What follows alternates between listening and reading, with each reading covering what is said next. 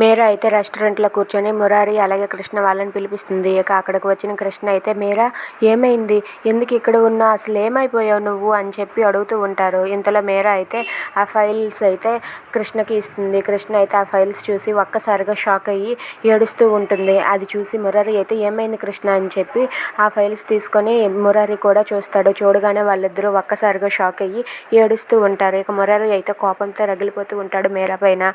ఇంతలో కృష్ణ అయితే లేచి నిలబడి మీరా చంప పగలగొట్టి, ఏంటి నా బిడ్డని నీ కడుపులో పెంచుకుంటానని మాట ఇచ్చి ఇప్పుడు ఆ గర్భాన్ని తీయించుకుంటావా, నీకు అసలు బుద్ధుందా అని చెప్పి మీరాతో గొడవ పడుతూ ఉంటుంది కృష్ణ. అది చూసి మీరా ఏం మాట్లాడకుండా అలా మౌనంగా ఉంటుంది.